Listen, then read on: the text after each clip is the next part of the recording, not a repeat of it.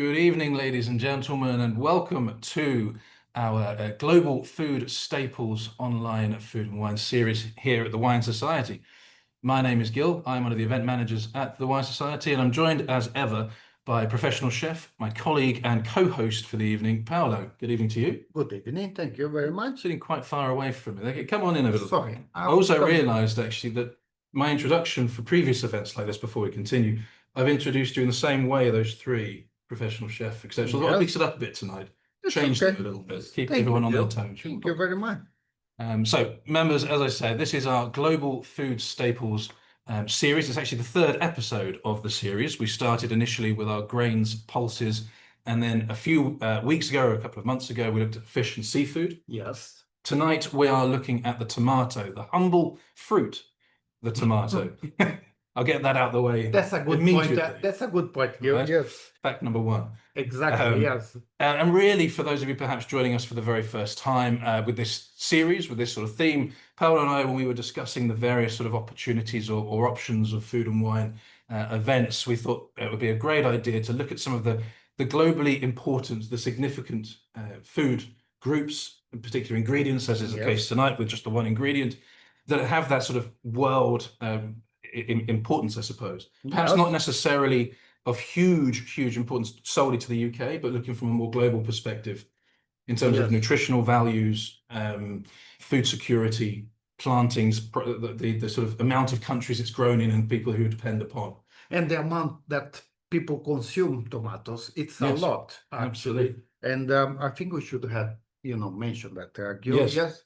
So we thought tomatoes would be the apt third episode for us. It's also in June at the moment, so we're coming into sun. It's not been the sunniest of days here at Stevenage with us, but we can imagine we've got these wonderfully sun-ripened tomatoes in front of us, and we ourselves have been sun-ripened for the day. Perhaps we can just pretend. Maybe it has been with yourself. So we'd love, in that note, we'd love for you to tell us a little bit about your where you are, if you're joining us, to help us navigate through this topic. We've selected 3 different tomato-based dishes, where tomato very much is part of or the sole focus of the dish. Yes. From 3 different countries, we try to kind of span the globe again, part of that global reach of these these foods. And then we've paired them with 3 different wines from 2 countries. We have one from France, from Australia, then we go back to France for our third. And perhaps some of you are joining us with one or more of these dishes. Maybe you've got your own favorite tomato dish, your own favorite wine and tomato pairing. So we'd love to know if you're joining us with anything on your plate or in your glass in front of you, or even if you are not and joining us just with pen, paper, or indeed just to watch and hopefully enjoy the next hour's worth of our session. But we'd love for you to interact with us and for us in turn to interact with you. So please do use the chat feature here on Zoom for that. If you have any questions for Paolo and I throughout the course of the evening, please do put that into the Q&A feature. We'll do our best to get to any and all questions throughout the course of the evening. Finally, in terms of our housekeeping, if you do suffer from any technical difficulties, any connectivity issues, please do let us know. You can either email us, tastings@thewinesociety.com, or you can raise your hand, click on the reactions tab here on Zoom, and then click raise hand. We'll see that and we'll ask you just for the information of what it is you're needing, or indeed you can private message us directly through the chat feature. But hopefully that's not necessary tonight. A nice clean connectivity throughout. Yes. So I suppose really before we look at our first dish, Paolo, we should explain a little bit about why we think tomato deserves to be part of this global conversation, the global staple. Well, it does deserve to, to be part of it, because tomato, it's as a chef, it's something that usually is on my recipes on different ways. But we got some classic dishes here today to present to you. And I think tomato, it's, as Gil mentioned before, we always see tomatoes as a vegetable, but it's a fruit. But let's not go into that, Gil. No, let's not start that debate. Exactly. Although I did sort of do that. Exactly. But, there's a lot you can do with tomatoes. We have 3 classic dishes here with tomatoes, and I think it's worth mention, what we can offer, with this sort of vegetable or fruit, Gil. So here we've got 3 nice dishes from different countries. We've got Caprese salad, which is just like nice tomatoes, buffalo mozzarella, and some basil leaves and extra virgin olive oil. So yes, yeah, it's a very simple dish, Gil, but there's a lot of flavors in there. A lot of flavors. So before we do, you can't wait. You can't. It's right in front of us. I did try and get some pictures onto. We're going to hold the plates up. Hopefully, in particular with the second dish, which is our Mexican tortilla soup. That's quite a dangerous thing for us to try and do. But to show you the plates that we have in front of us, just to sort of show that's what we keep looking at. Perhaps if you're looking at what we're seeing just off camera, is the plates of food in front of us. But tomatoes. I love tomatoes personally. I'll get that out of the way straight. I enjoy cooking with them. I enjoy eating them raw in salads, etc. I know from talking to you earlier on, you're the same as me. You cook a lot with tomatoes I at do home. indeed, yes. And I'm sure you're the same, but I found I quite enjoyed digging a little deeper in the research, trying to find a little more information about the kind of origin story, I suppose, of tomato and quite how, I knew it was an incredibly important food product, but the further I delved, the more I realized quite how significant this is, because I found that it's grown and cultivated in over 170 countries globally, which is a fairly significant number. And it's around, I think in 2022, which was the data I was able to gather, around 186 million tons of tomatoes were produced worldwide. Yes. Which is a phenomenal amount. It is, yes. Phenomenal amount.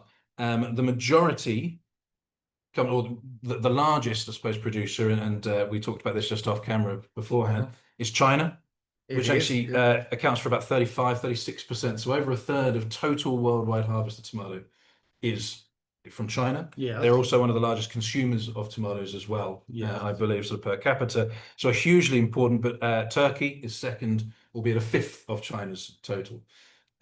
You would think Italy would be the second. Italy, I believe, is third. Not. Yes. I think Italy is third, absolutely. And we'll talk a bit about history in a few moments. And Italy's significance in there, and Spain's significance, of course, I mean, within the historical context of how it was brought or when it was brought in to Europe.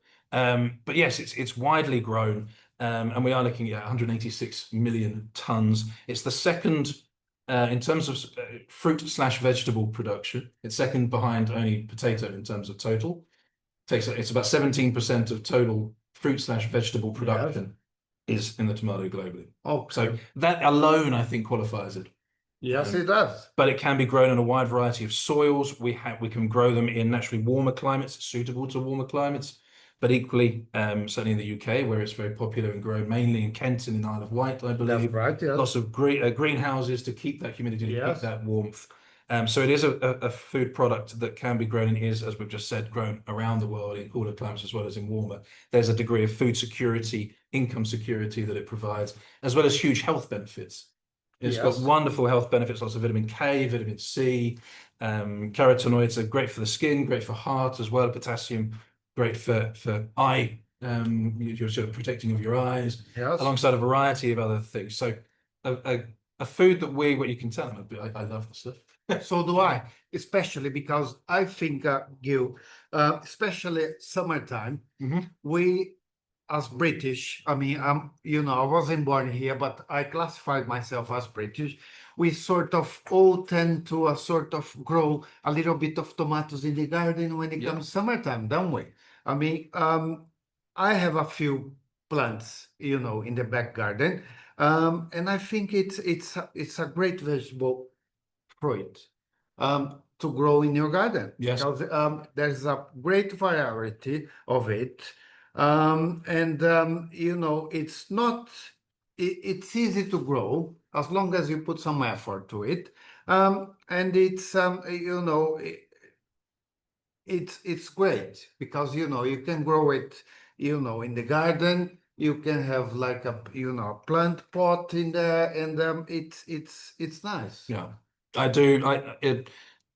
I also grow it in the garden, and it's not 100% success rate, but that's purely down to me rather than anything else. But it's a fantastic dish. I'm just having a look quickly at some of the comments here. Favorite tomato dish: pizza, caprese salad, or locally grown tomatoes. We did discuss pizza. We did as an option, but we thought caprese would be better to show, Yeah. especially. And I love my pizza as well, but we had to pick. So do I, We couldn't pick everything. No, we couldn't. But I agree, pizza's probably definitely up there with one of my Yeah. favorite dishes as well there. And we've got Caprese salad is ready to eat in sunny Eastbourne, where we had rain, as I say, all day here. Isle of Wight tomatoes are being delivered up to Aberdeen. Wonderful, terrific tomatoes of the Isle of Wight as well. Then tortilla soup is a pimped up can of tomato soup. It's what would you say? I made it with fresh tomatoes. Yes. Because, in the kitchen that we have, I was doing something else, but I've cooked for 3-4 hours. You can get fresh tomatoes, and it will be better than the tin tomatoes. You can make a big batch of it. You can get 10 kilos of tomatoes, take the skin off, cook them with a little bit of garlic, olive oil, and onions, blitz it, and then you can put into jars, and just keep them in your fridge, and it will last for at least 3 months. Yeah. That's with fresh. So obviously you've had lots of time I for it. did indeed. So yes. without that, Yeah. absolutely. And there are some terrific. When I mentioned about the total production, Yes. that's fresh as well as for processing. Yes. So that's all production. There are an awful lot of that goes into canned tomatoes. Yes. You get the sort of chopped plum tomatoes, which I Yes. cook with and use an awful lot. And I'm sure a lot of people do. I know most people do. And that's also for, say, your ketchups and your pastes, your purees. So that is for everything. Although we're seeing a growth, I think, globally in the production of fresh tomato.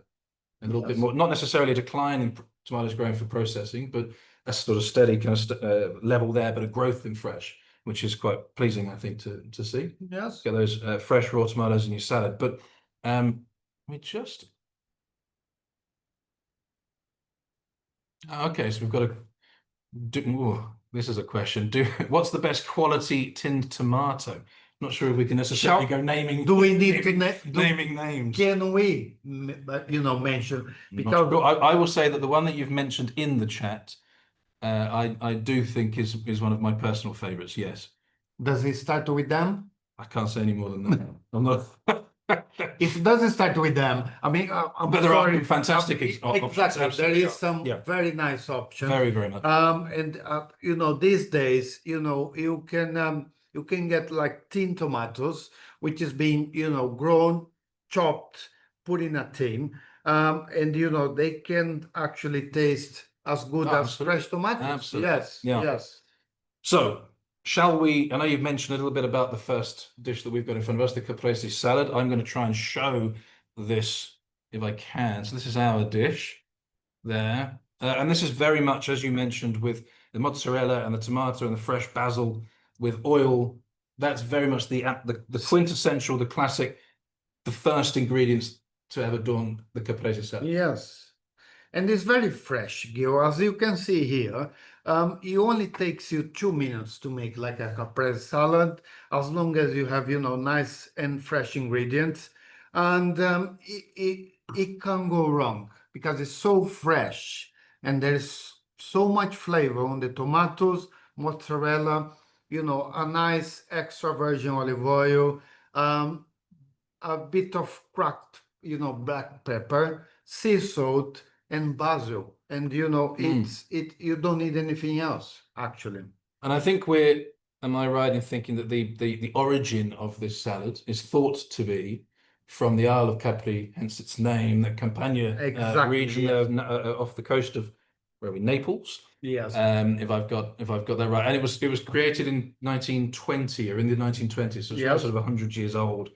So it doesn't quite date back as over centuries and centuries and centuries. We'll talk perhaps a little bit about the history of the tomato and its origins and how it came into, how it found itself in Europe, and how I think for many people, certainly in France and Northern Europe, they first sort of saw it as an ornament rather than something to eat.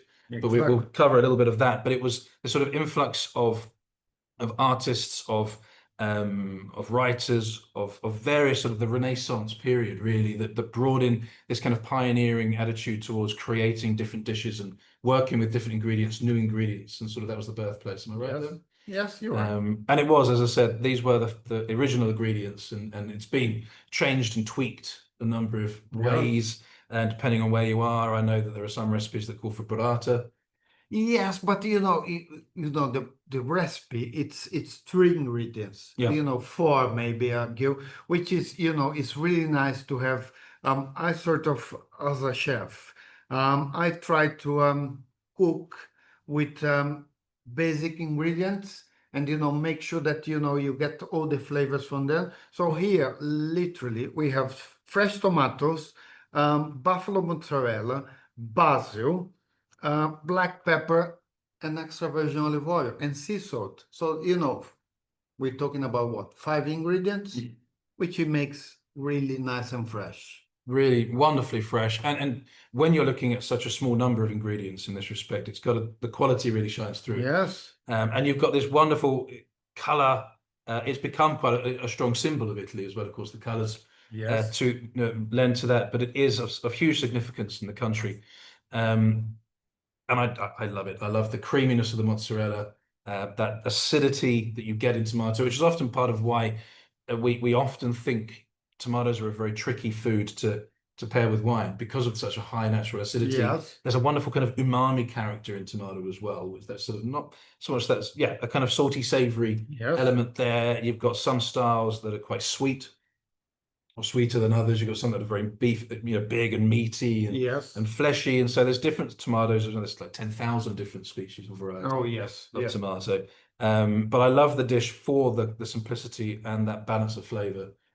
Yes, and the thing is, as a chef, when someone asks me, what's the best combination you have with food, my first answer is always fresh tomatoes, nice mozzarella, basil, and extra virgin olive oil. That's the best combination, we can have. Excellent. Right. Sorry, I'm just going to get my slide up here.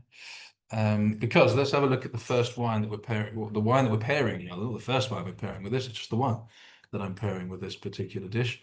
And it is the Château d'Arche in Bordeaux. So we're in south west France. We're in the Atlantic coast. I've got a map that I'll show in a few moments, but this is the wine that I've selected to pair with this dish. And quite a lot of the time when we're thinking of a wine or grape varieties that work well with this and other tomato-based salads, the likes of Sauvignon Blanc, Riesling do tend to sort of come up. Make sparkling wine is another great wine option there. Rosés can sometimes be great pairings. We have a rosé with our soup dish, the Super Azteca, as the second dish that we're looking at. But a lot of the reason there is you want to match that acidity that you have in the food with acidity that you have in your wine. If you select wines that don't have enough acidity when you're pairing with tomatoes, you get quite a kind of flabby, an out of balance, out of kilter, very like a flavor, flat sort of, Yeah, exactly. So you want to match the intensity of acid with acid. Yes. And it gives the impression on our palate that we've softened or reduced the acidity overall. We haven't, but we have that impression of it on the palate. So we've still got that wonderful freshness, a clean palate at the end, but we're not increasing the amount of acidity, so it's too sharp or too tart. So that's typically the way that we might go. But because I quite like to move, lean on other or try and bust myths, I suppose. We tasted this wine a few weeks ago to see if it worked. We did indeed, yes. And we both liked it. This is where you tell me, no, I wasn't sure, but you said go. As a matter of fact, I'm gonna try You try it, and I'm gonna say the dish with the wine. I know we've done this before, but you do that for a minute. I'm going to say a little bit about the wine because whilst there is 15% Sauvignon Blanc in this blend, it's majority Semillon, 85%. So it is a little bit different, but I'll talk about how that Sauvignon Blanc locks in and keeps the acidity high, and I think really helps overall with the balance of the wine and the food and the dish. But we're based in Bordeaux, which is where we are here, members. Hopefully you can see my cursor. And we're in this region here. So we're in the southwest, as it were. We're in the village of Sauterne. Some of you might be familiar with this region. I've got another map that zooms in a little more. Here we go. So it's just down here, the sort of central base of the screen in this kind of browny red color, the kind of rust red color here. Sauternes, it's famous for its sweet wines. Yes. It's got wonderful kind of microclimates. So the climate of Bordeaux is a kind of moderate maritime climate, as we say, in the wine industry. What I mean by that is there's a very slight temperature difference between the winter and the summer seasons. There's no huge, great, vast void of high temperature to low temperature. Quite mild winters, crucially quite dry autumns, but essentially for a maritime climate, there's rainfall fairly frequently throughout the course of the year and plenty of it. We can see the proximity of the Atlantic Ocean on the map here. That batters an awful lot of that sort of wind and cooling and rain in. An element of Bordeaux is protected by a large tree line, sort of forestry area kind of here, and it's less impactful as we move a little bit further into the right bank. But we're here, so there's less of that impact. But what we do have is a kind of coming together of two river systems that create this kind of microclimate of perfectly damp fogs in late summer. And that creates conditions, because then they burn away in the afternoon, perfect conditions for noble rot, that botrytis that we say, which is fundamental for the sweet wines of the region. Okay. And this producer, the reason why I say this, because this producer, Château d'Arche, is one of the famous estates, especially for its or mostly well known, I suppose, for its sweet wines. It's known as a second growth. So in 1855, it was actually established, in 1611. So it's a producer that's got a huge amount of age and history behind it. Etienne d'Arche was an 8th century, knight and lord of Arche. He formed the branch that they relocated in Bordeaux, and he really was the catalyst. He got the family interested and excited by viticulture and by winemaking, and he bought the estate and kind of pushed the family sort of into doing exactly this. It was his passion really to create a profession within the family. In 1855, there was a Bordeaux-wide classification. I'm just going to stop sharing for a moment. So a Bordeaux-wide classification where various wineries were ranked on their quality and consistent quality levels. Okay. So you had your first, your second, your third, your fourth, your fifth growths, and then you had everyone else. Okay. And in Sauternes, this region was slightly different, but there was one who were given as first growth, and then a few in second. And Château d'Arche is one of those that gained that second growth. So that, for their white wines, for their sweet, and they were at that point therefore already very famous for producing high quality wines across the board, white as well, dry as well as sweet. Okay. But a wonderful history. It changed hands in 1996. But the team, when they bought in 96, they continued those practices of centuries old. So they continued to produce wines that were of that high quality and maintain that level. They did add a few extra things in 2002. I believe they opened a hotel on site. So a few modern. But it didn't change the wine. Not change the wine at all. No, absolutely. Okay. And in 2019, they were certified. I've got it here. High environmental value. There was a new scheme that was developed, and they were accredited high environmental value because of their approach to sustainable practices, organic practices, biodynamics, and such. So again, like many of our producers, like all of our producers, and as we say on these events, very much following that same ethos as us, that importance put on sustainability and those practices. They introduced horseback ploughing as one of those things that they introduced again. So they have a vineyard area of about 70 hectares in Sauternes, the AOC of Sauternes, but also in the wider Bordeaux Blanc or Bordeaux AOC. The majority of wines that fall under that category are red wines, about 85% are red wines, about 9% are dry white wine. And that's what we've got here. So I wanted to show a different wine. It's not sweet. It's from that only 9% production worth of dry white, and it's from a sweet white wine region. But I think it's an absolutely glorious. It goes really well with the salad that we have here, Gil. Have you had a bit of time to try it? I will have a little go. So please do it. The wine that's Semillon, as I say, that gives a lovely kind of appley, lemony character to it, a little grassiness as well, which you also get from the Sauvignon Blanc. But it doesn't tend to give us a lot of acidity. It's more of a rounder weight and structure and body texture. That's aided by some lees stirring, so it's left on its fine yeast lees for a few months, which adds a bit of extra structure and a bit of barrel aging as well. But that 15% Sauvignon adds herbaceousness, a punchy, grassy gooseberry, high acid, which keeps this wine fresh, keeps it energetic, and helps it in the plate. It does indeed, especially when you have with the tomatoes. And I've just had a little bit. The mozzarella is really nice, but the basil with the wine, Gil, I think it just adds so much flavor to it. With the acidity from the tomatoes, you know, the flavor from the fresh basil. And you know, when you have a nice buffalo mozzarella, as we have in here, or burrata, it just adds to the flavor because I think it cuts the acidity on it, on the tomatoes, but it adds a lot to the flavor of the wine. So I think it's a very nice combination, Gil. Yeah, and it finishes with that herby, those sort of herbal characters, and I really do get a lovely creaminess on the finish there as well, Yes. which I'm really, really enjoying. We've got a message here. Sorry, that's me eating on camera. We're just live. getting Look, carried away here, yes. lovely mouthfeel, depth as well as freshness. Exactly, and that's that combination. These two grape varieties go so well together. Exactly, yes. And it's that Sauvignon that gives you that zip and zest of freshness. It's lovely. It's good. Very nice combination, Gil. Excellent. Thank you very much We can indeed. go. Well, let's talk about, well, actually, so we mentioned before we look at the second dish, because our second dish, our Mexican tortilla soup, which I'm going to ask Paolo to delicately raise up to the camera, because Yes. I'm mean like that. I'll do that. I'm gonna just You're try, going to try and do the yeah, I'm soup. gonna just try to show it. Which you know, it's a lovely dish. It looks really nice. There is a lot of very fresh flavors in there. Crispiness from the tortilla.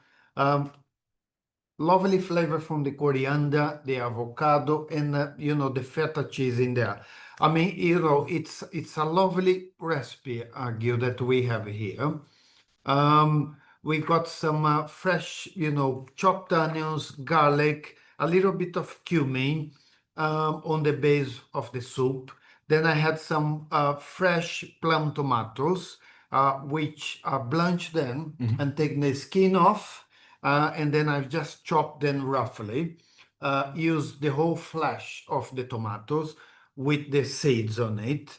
I have had a tin tomato that, again, I'm not gonna mention the name, but it starts with them. Yeah. So it's it cooked for about, you know, half an hour.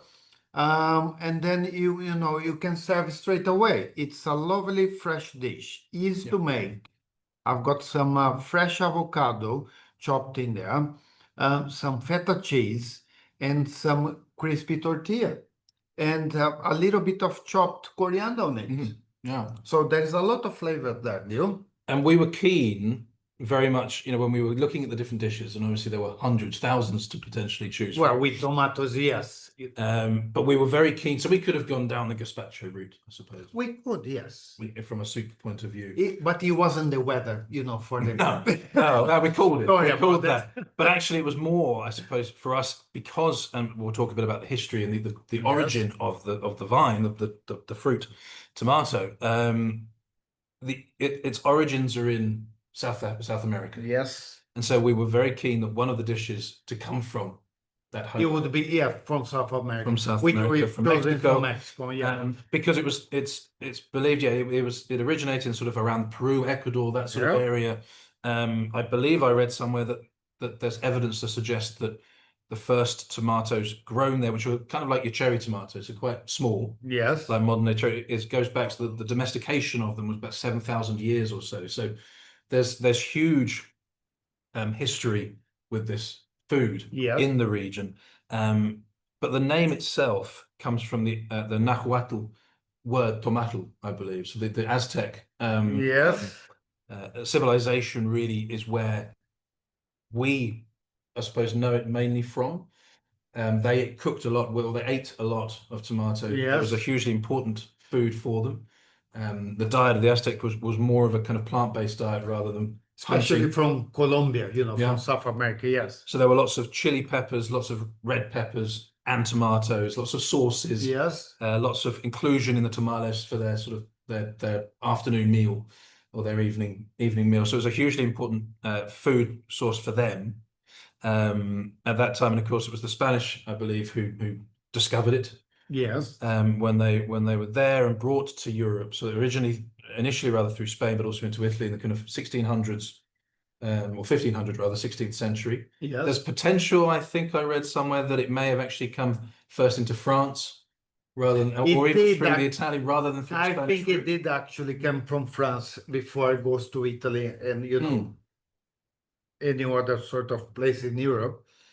But, you know, it's good to say that, Gil, you know, because when you hear the word tomato, you obviously think about Italy. And, you know, it wasn't Italy, actually. It was South America, then perhaps France, and then into Europe, you know. But it was Spain and Italy who who first, I suppose, from a European standpoint, put this new product on as a food. Yes. They were the first to really use it in cooking.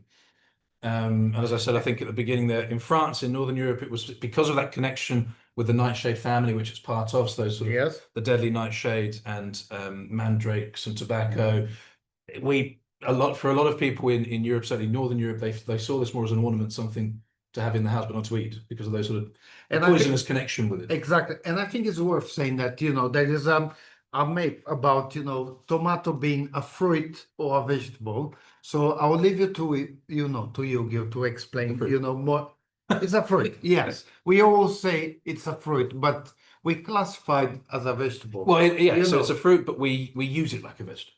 Yes. We cook with it, we eat with it as it was. I suppose cucumber would be another similar. Cucumber technically a fruit. Well, I don't know. I classify, you know, as a chef, sorry to say that, but as a chef, I classify it as a vegetable. Sorry. Okay. Fair enough. We can call it a vegetable for now if you like. We can indeed, and a fruit. Hopefully that's all right with you all as well. Yes. But yeah, so I love this dish. It's not something that I've had all that often, but actually, again, when we did a run through and we looked at the dish, I love the flavors. I love that smoky, that spice warmth that we have in there. It is just a terrific tomato soup. It is, but you know, the freshness of, you know, the avocado, feta cheese, which, you know, is not very South American, but I think it goes really well with this dish. And, you know, again, coriander, it's something that I don't usually, you know, put on my recipes. But it's a very good combination, Gil. You know, we got fresh tomatoes, black pepper, you know, coriander, feta cheese, fresh avocado with a bit of lime on it, and then we've got, you know, the crispiness of the tortilla. Yes. And I'm just reading here, so that there's so one member here has made the soup. We'll eat it a bit later on, but they've changed the recipe a bit. So toasted the corn tortilla, added it to the mixture, added a bit of body into the soup, but also removed the chipotle. And added some sweet corn. So there are variations you can, of course, mix this. As you've said, you've added feta and those that wouldn't have featured in the original. So you can definitely you can tweak the recipe. Of course, yes. And all sorts of variations, as we always do. Of course, you can add fresh basil to it. You know, there's a lot you can do with this. You know, there's a lot of flavors in there. Wonderful, wonderful. Right. Well, so I've just moved the slide up to show the second wine, and the one we've got pairing with this dish. So let me get that on the screen. And I'm sorry, I've just realized. I know, I haven't got any spoons here. I'm really sorry. I was thinking, should I say it or not? But yes, you should. You should. I've got forks. We've got forks. I'm really sorry. So this, and I'm wearing a light kind of. This could get a bit messy. And I haven't got any straws. You know, really sorry. I'm really sorry. It's all right. That's just that's no problem. I'll make it work. Thank you very much indeed. Thank you. But so the wine that I've paired with this is the Vasse Felix Classic Dry Rosé. You can see on the screen here from the 2024 vintage. It's brand new vintage. I'm going to come off the screen just quickly to show. Hopefully, we can see it through this. Just the color is it's very pale. It's very much a wine sort of in that Provençal style, light, wonderfully fresh, beautiful fruit characters, and a lively, bright acidity in there as well. So again, that word, we get that high acidity in our wine. I'll talk a bit about how that's achieved in a few moments, but this particular producer, Vasse Felix, I'm going to bring up that slide again and just share the map. So I zoomed in. We're in Western Australia. So here we are. So we're in the southwest. You can see from the bottom of the screen again. Hopefully you can see my cursor, but we're right down in the very southwestern tip. We're in Margaret River. This area just here, where Vasse Felix are found, and it's a wine producing region, relatively new, relatively recent. Vasse Felix were the very first to plant. They were the founding winery in the region in 1967. Okay. With the first vines in the ground. I think 71 was the very first vintage released. But they are the founders really of viticulture in this region. And it's a wonderful area. We're out in the fringes, as I say, right there on the southwest. It's got a fairly similar climate to that of Bordeaux. It has this, again, maritime climate, but as we might imagine, it's a bit warmer than it is in Bordeaux. So we still get that a sort of a soft difference between temperatures in summer to winter, Which makes a huge change Yeah. on the vine. but it's warm. It's warmer. So So it's warmer than they're Bordeaux. okay. Yes. Okay. But we still get plenty of rainfall. And we've Right. got, you can see from the map, Margaret River is sort of borders three, or bodies of water, I suppose, border three areas around, well, the mainland on to the east. But to the north and to the west, we have the Indian Ocean. To the south, we have the Southern Ocean.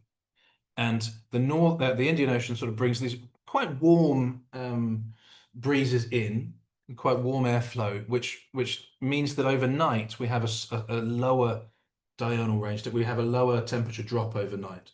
So it essentially lengthens the ripening of the grapes. They've still got a lovely bit of warmth that helps to just continue the ripening. So what we have in the wines of Margaret River are these wonderfully balanced, very ripe grapes.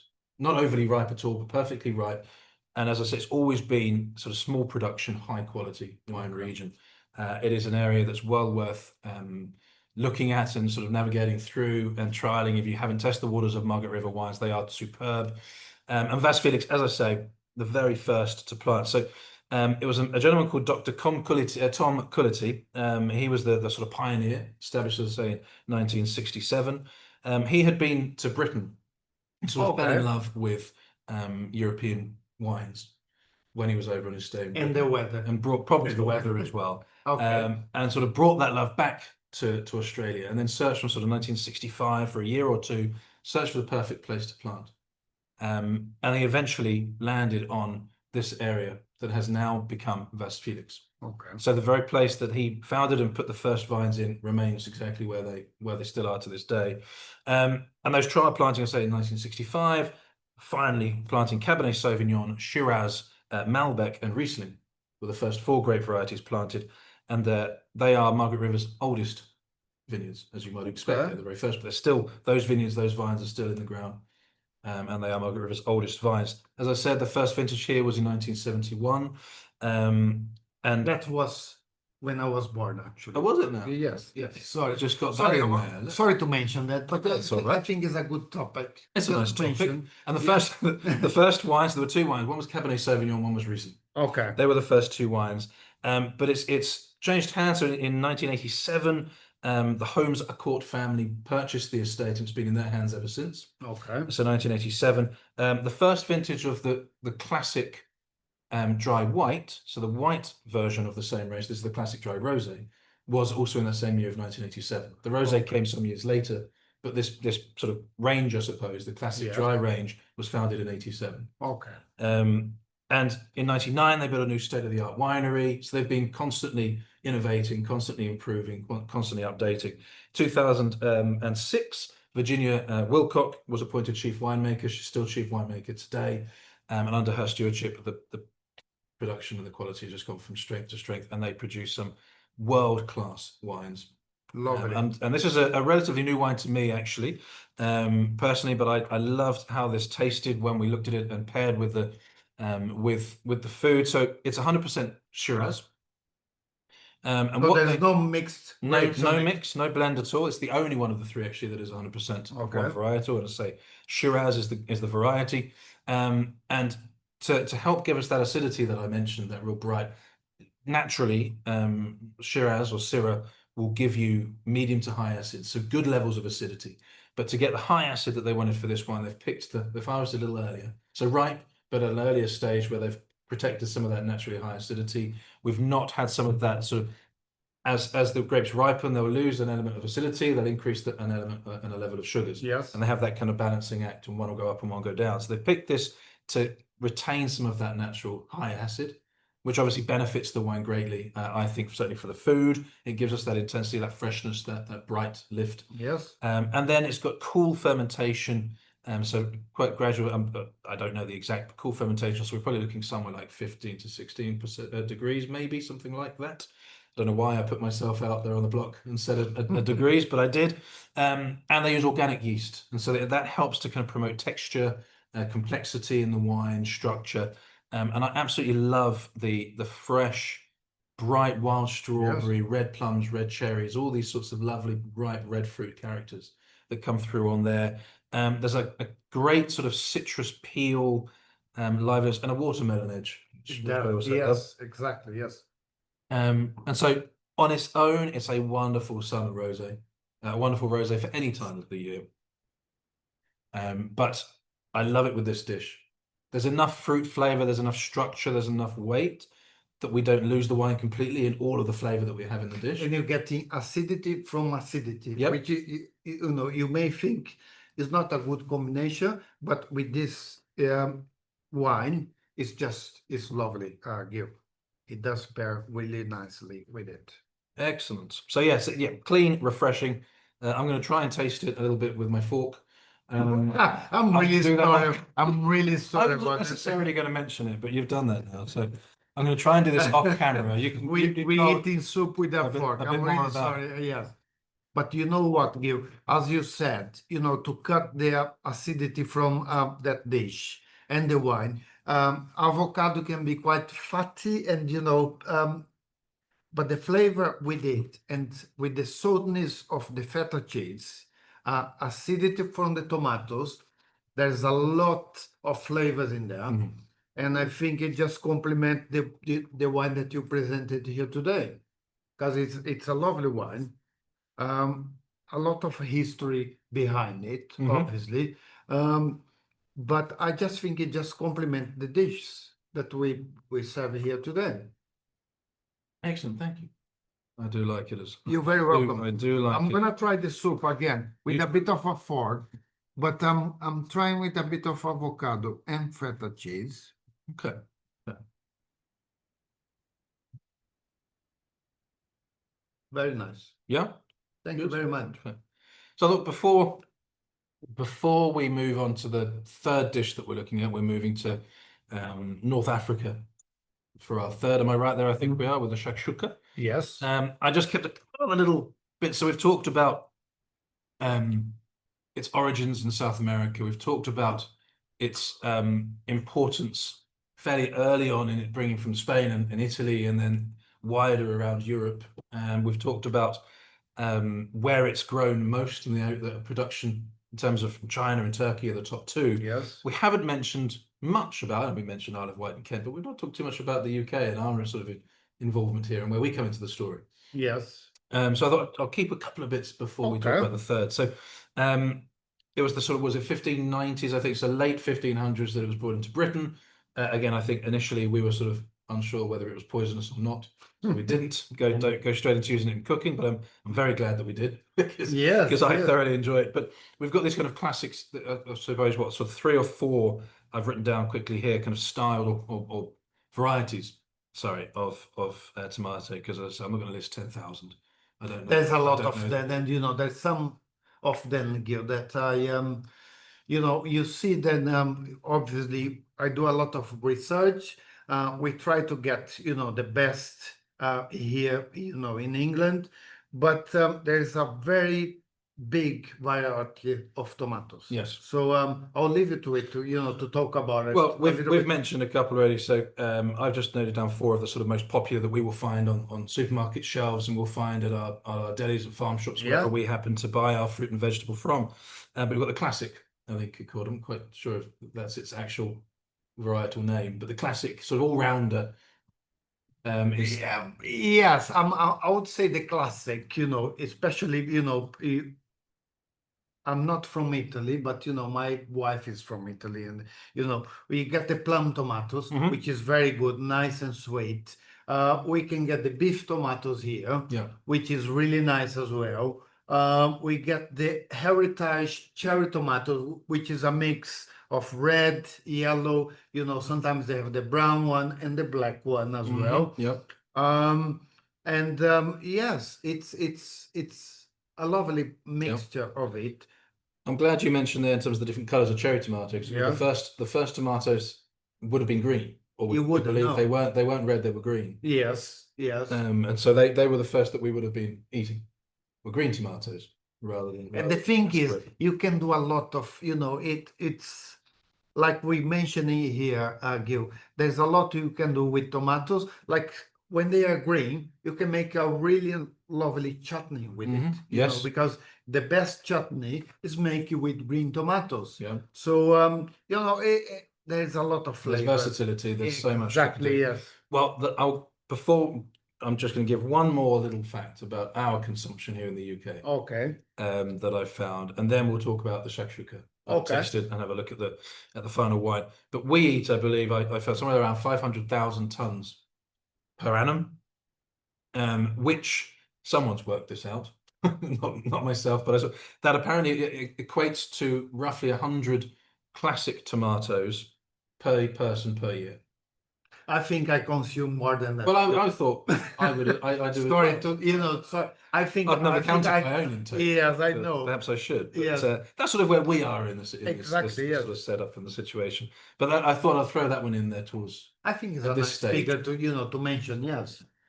So over to you though for our third and final dish that we're looking at, the shakshuka. Yes. Okay. So we have a mixture here. Again, that is the main ingredient here is tomatoes, but we have onions, fresh onions, garlic. There's a bit of cumin here, fresh chili, fresh peppers, which I've used green, yellow, and red. A little bit of tomato paste as well, which I won't make, I won't mention the name again. But fresh ingredients. This can be done, within, I would say 15-20 minutes. It's a fresh dish. And I've got an egg in there as well. Extra virgin olive oil, sea salt, and black pepper. And it's again, Gil, as I said before, we got about 5-6 ingredients here, but the flavors that in there, it's amazing. It's especially pairing with the wine that you've chosen today. Yeah, it's a lovely dish. And a dish that I believe originates in that sort of mid to late 16th century. So a dish that was one of the earliest creations, I suppose. Yes. With the introduction of tomatoes into the region. As I say, we're looking at North Africa. Shakshuka means, is it mixed? Yes. That's its kind of rough translation into English. Cooked, mixed, those sorts of character, those meanings, I suppose, the etymology of the word. And I think it's worth saying that, there's a lot of, vegetarian dish these days. This is one of my best, I would say, vegetarian dish. There's so much flavor in there, freshness, tomatoes, peppers, garlic, onions. I've got some nicely chopped parsley in there, extra virgin olive oil, and just a fresh egg, cooked in there in the dish. And it's lovely. That's it. It's very nice. You do make it sound very simple. We say this every time at this stage of our events. I come in at this point and say, you make all these dishes sound really simple. Yeah, but I say that, Gil, because it is simple. Anyone can cook this. You can read the recipe and try really hard to make it, really nice. But I think, when you put some love with it, which I do a lot, you put love into it, effort, you can't go wrong. It can't go wrong. Absolutely. No, it is delicious. I can't wait to try this particular, but let me bring up the wine. Actually, I haven't got this prepared. Bear with me. I'll try the listening wine. to you talking about it. I forgot to get my slide ready. Here we go. Oh, yes. Yeah. Very nice. Go again. So here is our third and final. So kind of not intentionally really, I suppose, but we've got from white, we have a rosé, we've got red. So again, it kind of shows the variety of different styles of wine in that respect that can pair well. As I Yes. mentioned before, sparkling wines are often incredibly great, good pairings with tomato-based dishes for that acidity that they bring. Sherries as well, Fino sherries, Manzanitas, those biologically aged, those lighter styles, the dry styles of sherries, perfect with that With racy a acidity very that they've got, deep sort of flavor. Yes. and that kind of saline character and Yep. quality that they bring out with that sort of sweet, salty element. So there were many different styles of wines that we could look at, many different grape varieties that we could look at. But for this third, for the Shakshuka, I've decided with the Ventoux La Traverse from Paul Jaboulet, Aîné. So again, another hugely historically important, hugely important French one. nowadays as Yes. well, modern times. So all three of these estates have that continued importance and of high quality for generations, or in the case of Vasse Felix, those pioneers, first plantings in their region. Paul Jaboulet Aîné, they were founded in 1834. So they're based in the Northern Rhone. Okay. They are. I've got the map. I should have the map of France here.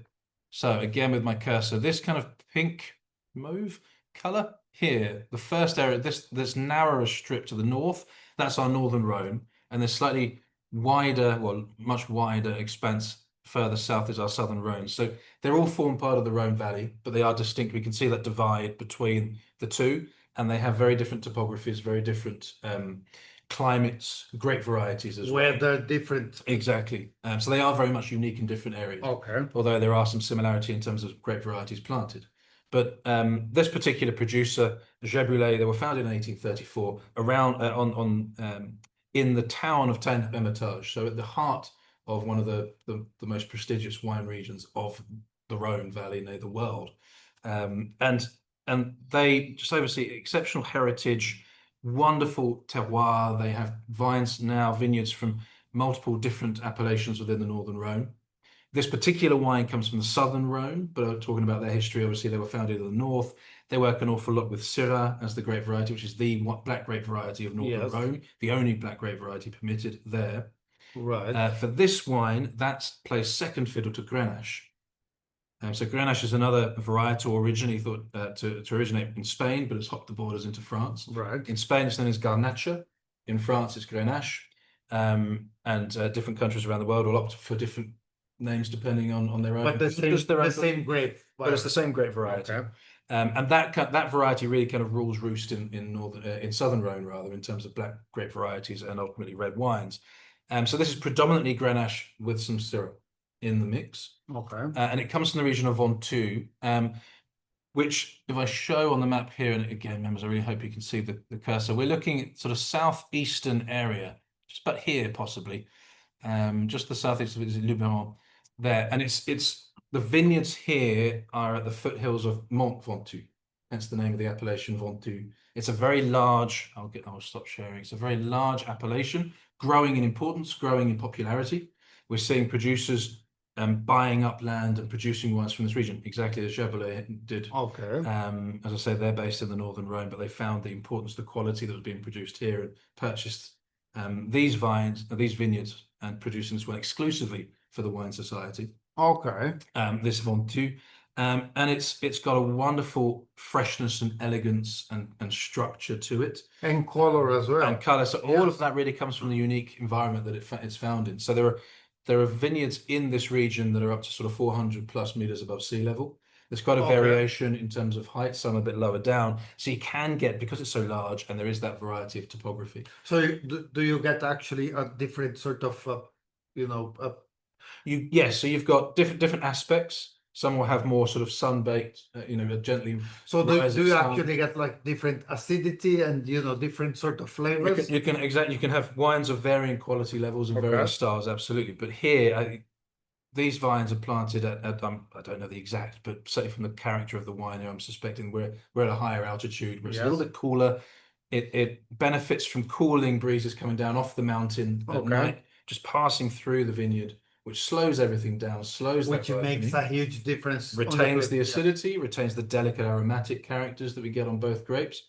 And it slows that kind of sugar ripening. And Grenache is one of those grape varieties that really ripens quickly and accumulates sugar very quick as well. As it increases in the sugar levels, gives us high alcohol, lower tannins. We didn't really want a lot of tannin to fight with the dish here. Yes. And then the Syrah just adds a little bit of color, which Grenache doesn't tend to give us. More acidity, which again is crucial for what we're looking for as a blending partner or pairing partner rather. And a bit of dark fruit to the red fruit characters of Grenache. So it's a lovely balance between the two. My last thing that I'll say, the region, Ventoux, is majority of the wines are Grenache or Syrah, Mourvèdre, Carignan, and Cinsault. So those are the 5 main grape varieties. Okay. For the wine to be labeled as Ventoux, it has to have at least 2 of those grape varieties in the blend. So you can have others, but they're the main 5, and it has to have at least 2 of those. Okay. And those 2 or more of those 5 must constitute at least 50% of the blend. Right. Okay. So half of the flavors comes from those grapes. These are the 2. But for Jaboulet, for this wine, it's just those 2 grapes alone, and it's majority Grenache, as I say, and and Syrah making up the second. But it's got this wonderful. I mean, I think you did it when you first smelt the wine. Yes, it's lovely. Bright, aromatic. Very nice. Yes, lovely color. It's got a wonderful floral nose. Yes, some violets. Great color. There's sort of a blueberries and red plum and blackberry and wild strawberry in there. It's just got a wonderful amount of flavor that won't be lost in the flavors of the dish. And with, peppers, fresh peppers, tomatoes, extra virgin olive oil, garlic, there's, a bit of cumin in there just to add a little bit of flavor, but, it can't go wrong. It's lovely, Gil. Lovely pairing. And again, as you mentioned, the variety of grapes, the way they grow, and with the wind, with the weather, is the same with tomatoes. I think it's it gets better with a lovely weather. Some sunshine. A little bit of sea breeze. Yes. Okay. Yeah, brilliant. Well, there we have it. That's our quick tour of 3 tomato dishes, 3 wines. As I said, I know we could go and do this again. We can get on. But we should make this a weekly thing internally. I think we should, especially with tomatoes and lovely wine like you presented today, Gil. But we'd love to know any particular themes you'd like us to go to next. Any foods that you would like us to cover. As I say, this is our 3rd episode.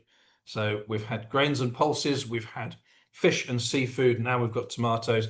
I mentioned potatoes being the most cultivated. I think we should probably do that. I think we should, yes. Maybe, I don't know, dairy products is another that I know. Especially because in Britain we grow the, we have most pretty of, good. Different potatoes, that you can find in the world. So, we got the best, I think, Gil.